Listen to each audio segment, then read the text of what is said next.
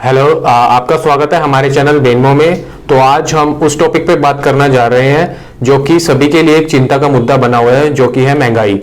और महंगाई बढ़ क्यों रही है और सरकार इस पे रोक क्यों नहीं लगा पा रही है, और महंगाई के कितने रूपों से ये बढ़ रही है। तो आइए जानते हैं।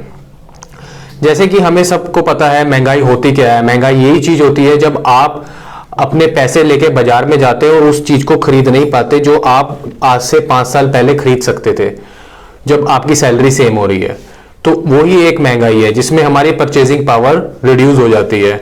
तो महंगाई मुख्य तौर से 4 चरणों में हम इसको डिवाइड करेंगे, जो कि जिसमें पहला चरण रहेगा वो रहेगा एग्रीकल्चर महंगाई, सेकंड रहेगा फैक्ट्री महंगाई, थर्ड रहेगा टैक्सेशन महंगाई, और फोर्थ रहेगा फ्यूल की महंगाई।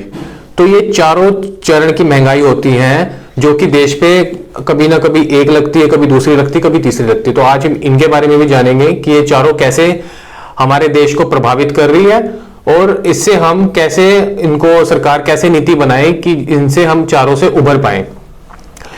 तो आज के टाइम में हम सभी यही कल्पना कर रहे हैं कि वो दिन ज्यादा दूर नहीं है कि जब पेट्रोल 100 रुपए के ऊपर चला जाएगा और ब्रेड का पैकेट सिंपल वाला भी अगर हम लेंगे तो वो भी 80 या 90 रुपए में आएगा।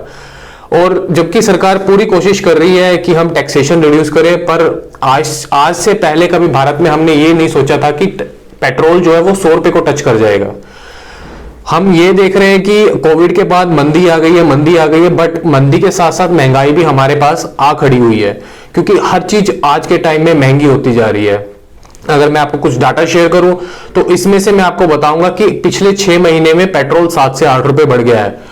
और वही बात मैं अगर मिल्क टोन पाउडर की करूं तो वो 20% बढ़ चुका है इसी मीन टाइम में। तो महंगाई आखिर बढ़ क्यों रही है?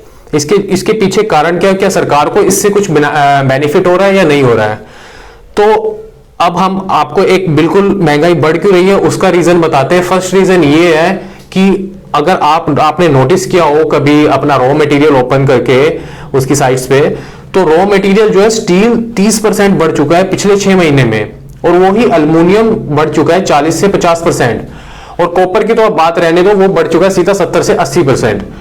और ये सबसे मेन कंपोनेंट है हर चीज को बनाने के लिए। हर चीज में इनकी जरूरत पड़ती है। अगर आपको यूटेंसिल्स लेने हैं अपने घर के लिए तो उसमें स्टील की जरूरत होगी, अगर आपको वायर्स लेनी है उसके लिए कॉपर की जरूरत होगी, और अगर आपको फॉइल्स वगैरह लेनी है या डोरिंग करवानी है या कुछ भी करवाना है तो उसके लिए आपको एल्युमिनियम की जरूरत होगी। तो ये 3 बेसिक कंपोनेंट्स हैं जिसपे सारी महंगाई आधारित है। अगर ये तीनों बढ़ जाएंगे तो हर प्रोडक्ट जो इनसे बनने वाली ड्राइव होगा वो महंगा ही निकलेगा। तो ये एक बेसिक कारण है महंगाई का। और इन पे महंगाई क्यों बढ़ रही है, हम यहां पे ये बात करने चाहते हैं कि डिमांड इनकी है नहीं और महंगाई फिर भी बढ़ रही है। ये पहली बार ऐसा हुआ है कि डिमांड ना होने की वजह से भी महंगाई हो रही है। आमतौर पे हमने देखा है डिमांड सप्लाई की कर्व हमेशा उल्टी रहती है। अगर डिमांड ज्यादा हो तो सप्लाई कम रहती है, अगर सप्लाई ज्यादा हो तो डिमांड कम रहती है, और उससे ही ये प्राइस भी उसके साथ से एडजस्ट होता है। बट यहाँ पे बिल्कुल उल्टा है, यहाँ पे डिमांड भी नहीं है इन चीजों की और इनकी प्राइस भी महंगे हो रहे हैं। और ये क्यों हो रहे हैं? क्योंकि कंपनीज को पता है कि हम माल नहीं बेच पा रहे हैं, कंज्यूमर माल नहीं खरीद पा रहा है कोविड के बाद से, या कोविड के दौरान कोई माल नहीं बिका है, पर फिर भी इन 3 चीजें की ये महंगाई क्यों बढ़ गई है? क्योंकि कंपनी वालों ने तो, जो ओनर्स है उन्होंने तो अपनी कंपनी चलानी है, उन्होंने तो अपने एम्प्लॉयज को थोड़ी बहुत सैलरी जितनी दे रहे हैं उनको देनी है, तो वो कैसे दे पाएंगे? उनको पता है वो 90% 100% में से माल उनका 30% बिक रहा है, 30% वो बिक रहा है जो कि बहुत ही इसेंशियल है, जैसे कॉपर, आयरन, या आप बात कर लो स्टील की। तो वो उन्हीं के रेट डबल करके या ट्रिपल करके बेच रहा है आज के टाइम में, कि अपने सारे जो प्रोडक्ट नहीं बिक रहे और अपने सारे जो ओवरहेड्स हैं उसकी फैक्ट्रीज के या कंपनीज के, उनको कवर करने के लिए उनको 3 चीजों को महंगी करके बेच रहा है। इसलिए पहली बेसिक चीज है कि ये चीज महंगी होने से, या कंपनी जो इनको महंगी सेल आउट कर रही है उसकी वजह से महंगाई बढ़ रही है। और अगर हम आप बात करें दूसरी फ्यूल की, फ्यूल एक ऐसा टॉपिक है कि आज के टाइम में अगर हम बाहर देखें, जो क्रूड ऑयल की कीमत है वो अपना लॉकडाउन में करीबन 0 पे चली गई थी, और कंपनीज ने अपनी प्रोडक्शन रिड्यूस कर दी थी कि हम इसकी कीमत को स्टेबल कर पाए।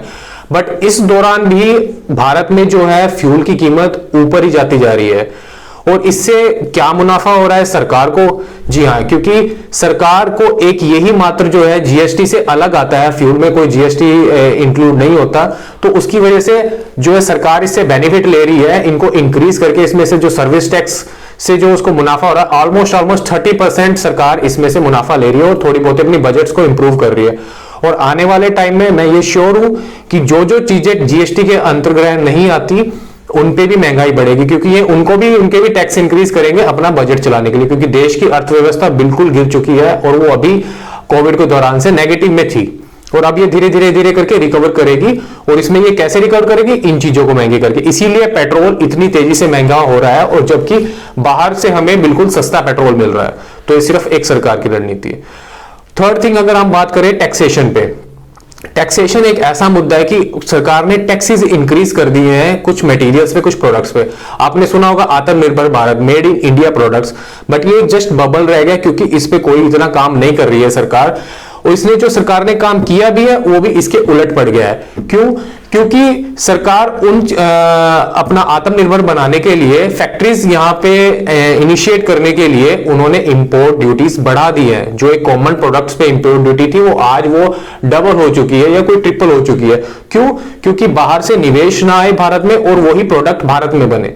पर वो कैसे पॉसिबल होगा जब यहां पे डिमांड ही नहीं है और जो प्रोडक्ट बाहर से आ रहे थे वो ऑलरेडी 2 गुना 3 गुना महंगे होके आ रहे हैं। और आपने आज के कल सिनेरियो में देखा, अगर आप कहीं पे भी चले जाओ, या बहुत सिंपल सा एक सिनेरियो, अगर आप कहीं पे टॉय शॉप पे चले जाओ, अगर आप टॉय लेने जाओगे तो वो भी आपको दुकानदार यही बोलेगा कि सर पीछे से माल नहीं आ रहा है तो ये इतना महंगा हो चुका है। क्योंकि इंपोर्ट पे टैक्सेशन इतनी हो गई है, ड्यूटीज इतनी इंक्रीज हो गई है कि वो इंपोर्ट करने के बहुत हाई प्राइस पे इंपोर्ट पर कर रहे हैं लोग बाग, क्योंकि यहां पे उनको मिल नहीं रहा और वो जो कर रहे हैं वो महंगा कर रहे हैं और आगे उसको डबल रेट पे बेच रहे हैं।